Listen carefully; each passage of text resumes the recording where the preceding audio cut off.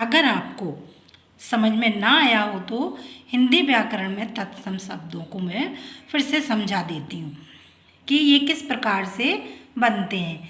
तत्सम और तद्भव कि तत्सम से तद्भव किस प्रकार से बनता है और तद्भव से तत्सम किस प्रकार से बनता है और आप इनको किस प्रकार से पहचानेंगे। तो सबसे पहले देखिए तत्सम।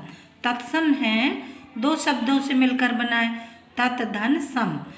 तत् का अर्थ है उसके और सम का अर्थ है समान। तो किसके समान? संस्कृत के समान। यह आपको नीचे लिखा हुआ दिख रहा है, आप देखें, संस्कृत के समान। अब है आपका तद्भव। क्या है तद्भव? अब तद्भव क्या होता है? तद का क्या अर्थ है मैंने बताया था, उससे। तद का क्या अर्थ है? उससे।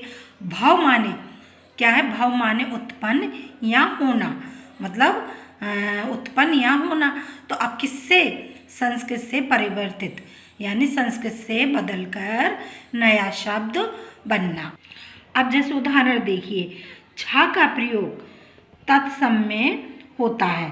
क्या है? छा का प्रयोग जो लिखा है ये छा, इसका प्रयोग काय में होता है? तत्सम में। अगर जहाँ भी ऐसे छा लिखे हुए शब्द आते हैं तो आप जान लें कि ये तत्सम ही है। ये छा जो है, ये छा है किस में परिवर्तित हो जाता है? खा में, मैंने आपको बताया था। और छा आधा च और छा में, तो ये क्या कहलाता है? तत्सम कहलाता है। अब तद्भव मतलब तत्सम से तद्भव बनाने के लिए ये छा से ख बन जाता है। अब जैसे ये देखिए क्षीर लिखा है, तो इस छा का परिवर्तन किस में हो जाएगा? ख में। तो क्या हो जाएगा? खीर। देखिए आप क्या बन गया? खीर। अब जैसे ये है अक्षर। क्या है? अक्षर। तो मैंने आपको ये भी बताया था आधा च और छा में भी बदलता है। तो अक्षर किस कैसे परिवर्तित हुआ? अक्षर। और आखर भी बन गया। छा का में, खा में और आधा चा में, दो में परिवर्तित होता है, तो अक्षर और आखर हुआ। अब ये देखिए जैसे क्षेत्र है, तो छा को खा में भी बनाते हैं, त्रा को मैंने क्या बताया था? ता में परिवर्तित हो जाता है। तो क्षेत्र किससे क्या बन जाएगा? खेत। ये बन गया आपका खेत। कैसे बना? खेत। अब आप देखें कि तत्सम में और तद्भव में कौन कौन से वर्ण आते हैं। तो तत्सम में देखिए पहले अणा, छ, त्र, श और वा और ज्ञा। ये ज्ञा है, ठीक है। तो ये ज्ञा में आते हैं, ये किस में? तत्सम शब्दों में आते हैं। और तद्भव में कौन कौन से आते हैं? मतलब ये अणा ना में परिवर्तित हो जाता है, छ, ख और छा में, आधा च और छा में भी होता है, और त्रा ता में परिवर्तित हो जाता है, श सा में, यानी सरौते वाले सा में। अब ये वा है, तो वा वन का है, ये वा बकरी वाला है। और ये ज्ञा है, ज्ञा किस में? सा और ज्ञा भी रहता है। इस तरह से ये इनमें परिवर्तित हो जाते हैं ये वाले वर्ण। अब आप देखिए तत्सम शब्दों से किस प्रकार से तद्भव बने हैं। अब ये है वर्णिक। क्या है? वर्णिक। तो ये वाला वा जो है बा में, और ड़ा को मैंने आपको बताया था ना में बदल जाता है। तो वर्णिक से क्या बनेगा? बनिया। क्या बन गया? बनिया। अब ये है बानर। तो बानर जो है वा वन का है, तो क्या में? वा बकरी में बदल गया, तो क्या हो गया? बंदर।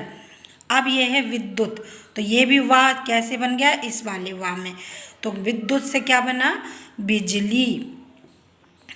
अब जो क्षीर है, तो छा जो है खा में परिवर्तित हो जाएगा, तो क्षीर से क्या बना? खीर। अक्षर, ये क्या है? अक्षर। तो मैंने क्या बताया था? आधा चा और छा में भी परिवर्तित होता है और खा में भी। तो ये देखिए अक्षर और आखर, ये परिवर्तित हो गया। अब है क्षेत्र। क्षेत्र से क्या बनेगा? खा भी बन सकता है और त्रा का ता भी बनता है, ये त्रा का ता, तो खेत बन गया। अब घृणा है, तो अणा को मैंने क्या बताया था? ना में परिवर्तित हो जाता है, तो क्या हो जाएगा? घृणा भी हो जाएगा और ये क्या बन जाएगा, घृणा और घृणा। क्या बन गया, घृणा और घृणा। अब आप देखिए त्रिगुण, तो त्रा को मैंने क्या बताया था, ता में बदल जाता है, ता तराजू वाले में, तो त्रिगुण क्या हो जाएगा, तिगुना। अब मित्र है तो मित्र का मीत। दर्शन, तो मैंने आपको बताया ये दर्शन जो लिखा है मैंने आपको क्या बताया था, ये वाला सा जो है सलजम वाला सरौते में परिवर्तित हो जाता है, तो दर्शन का द और ये वाला रा पूरा रा बन जाएगा और ये वाला सा इस तरह से परिवर्तित हो जाएगा, तो ये दर्शन में हो जाएगा दर्शन। स्वर्ण है तो इस वाले रा का क्या बनता है, ना, तो ये क्या बन जाएगा, स्वर्ण का सोना। इस तरह से आपको समझ में आए होंगे और आपको दोनों तरह से समझ के आपके लिए तत्सम से तद्भाव बनाना सीखना है और इन अक्षरों के माध्यम से आपको ये जानना है कि कौन से शब्द तत्सम है और कौन से तद्भाव है। इस प्रकार से आप पढ़ें तो आपको रटने की कोई ज़रूरत नहीं है, आपको सब समझ में आ जाए।